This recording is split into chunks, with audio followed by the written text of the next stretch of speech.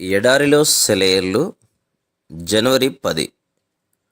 ఆసియాలో వాక్యం చెప్పకూడదని పరిశుద్ధాత్మ వారిని ఆటంకపరిచినందున. అపోస్తలుల కార్యములు 16:6. దేవుడు ఆ రోజుల్లో అపోస్తలులను నడిపించిన తీరు చాలా ఆసక్తిదాయకంగా ఉంటుంది. ఈ నడిపింపు ఎక్కువ భాగం అడ్డగింపులతోనే నిండి ఉంది. చాలాసార్లు దారి తప్పుతూ వెళ్ళారు ఈ అపోస్తలులు. ఎడంవైపుకు తిరిగి ఆసియా వెళ్తుంటే దేవుడు వాళ్ళని ఆపాడు. కుడివైపుకు తిరిగి బితునియకు వెళ్తుంటే మళ్ళీ ఆపాడు. తర్వాత కాలంలో పౌలు జీవితం మొత్తానికి గర్వించదగ్గ సేవను ఆ ప్రదేశాల్లో చేశాడు.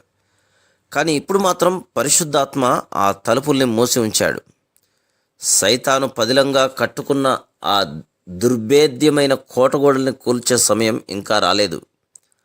ఆ పని కోసం అపోల్లో వచ్చి చేరవలసి ఉంది. ఇప్పుడు పౌలు బర్నబాల అవసరం మరొక చోట ఉంది. ఆసియాలో సువార్త చెప్పడం లాంటి బాధ్యతాయుతమైన పని కోసం వాళ్ళకి ఇంకా శిక్షణ అవసరం. నీవు వెళ్ళవలసిన దారి గురించి ఏమన్నా సందేహం ఉంటే దాన్ని వెంటనే ప్రభువుకి అప్పగించు.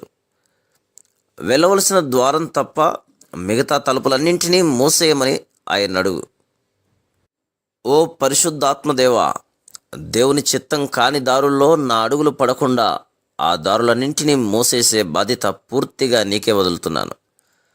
నేను కుడి ప్రక్కకైనా ఎడం ప్రక్కకైనా తిరిగితే నా వెనుక నుండి నీ స్వరం వినిపించు అంటూ ప్రార్థించు.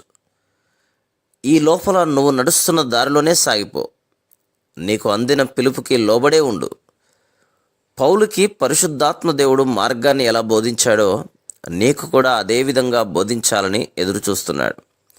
అయితే ఆయన నిన్ను ఒక పని చేయనీయకుండా ఏమాత్రం అడ్డుపెట్టినా విధేయుడవడానికి నువ్వు సిద్ధంగా ఉండాలి.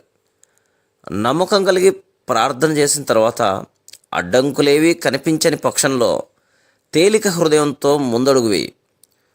కొన్నిసార్లు నీ ప్రార్థనకు జవాబుగా ఒక తలుపు మూసుకుపోతే ఆశ్చర్యపోవద్దు.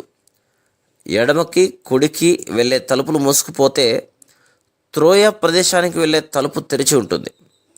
అక్కడ లూకా మీకోసం ఎదురు చూస్తున్నాడు. దర్శనాలు మీకు కర్తవ్యాన్ని బోధిస్తాయి. అక్కడ అవకాశాలు పుష్కలంగా ఉన్నాయి. స్నేహితులు మీకోసం ఎదురు చూస్తున్నారు. నీ జీవితంలో విడదీయరాని చిక్కుందా? ఛేదించలేని రహస్యపు దిక్కుందా? నిజాలు వెలికితీసే దేవుడున్నాడు.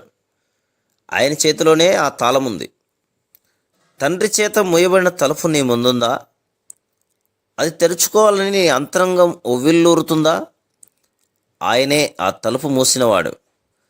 అది తిరిగి తీసేవాడు ఆయనే. చూడు, నెమ్మది గల దేవుని పట్ల ఓర్పు కలిగి ఉండవద్దా?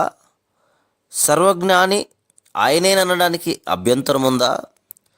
నీ భవిష్యత్ జీవితం నిర్ణయించిన వాడు ఆయనే. దాని తలుపుల్ని తెరిచేవాడు. ధన్యకరమైన తాళం చెవి ఆయన దగ్గరుందని గుర్తిస్తే కడకు నీకే అది లభిస్తుంది. ధన్యత, ఆదరణ విశ్రాంతిగా మారుతుంది. Praise the lord.